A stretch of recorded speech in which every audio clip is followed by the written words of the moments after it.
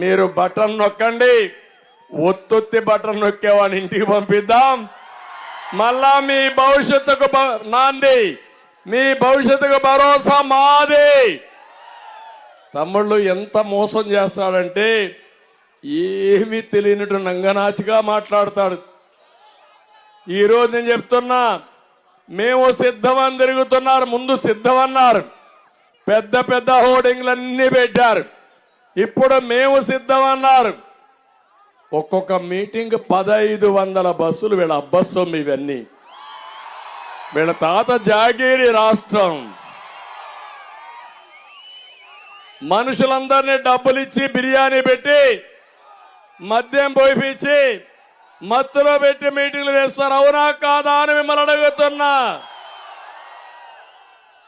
బెదిరిస్తున్నారు. పెన్షన్ ఇవ్వరంటే వాళ్ళ తాత సొత్తు. నేను అనుకుంటే నీకు ఒక్కడికి పెన్షన్ వచ్చేదా? ఒకటే చెప్తున్నా, ధర్మానికి ధర్మం, న్యాయానికి న్యాయం, దెబ్బకు దెబ్బ తీయడానికి కూడా సిద్ధంగా ఉన్నాం. ఏం తమ్ముళ్ళు, అవునా కాదా?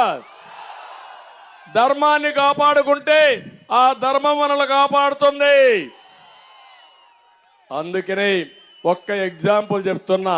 గోపాలపురం వారు గట్టిగా కేకేసి తినపడేది పోలవరం, అవునా కాదా? ఇక్కడే కాలువ పోతా ఉందా లేదా?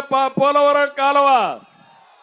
నేను అడుగుతున్నా మిమ్మల్ని, ఈ పోలవరం ప్రాజెక్టు ఆంధ్రప్రదేశ్ రాష్ట్రానికి ఒక వరం లాంటిది.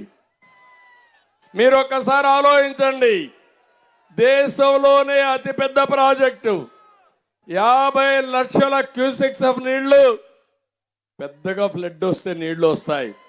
ఆ ప్రాజెక్ట్ ఏదైనా ప్రమాదంలో పడితే తూర్పు గోదావరి, పశ్చిమ గోదావరి చాలా భయంకరంగా తయారయ్యే పరిస్థితి వస్తుంది. ఇది ఒక మల్టీపర్పస్ ప్రాజెక్ట్. ఇది 2000 టీఎంసీ నీళ్లు మనం వాడుకునే అవకాశం ఉంది. 2000 టీఎంసీ నీళ్లు వాడుకుంటే ఈ రాష్ట్రంలో కరువు అనే మాటే ఉండదు.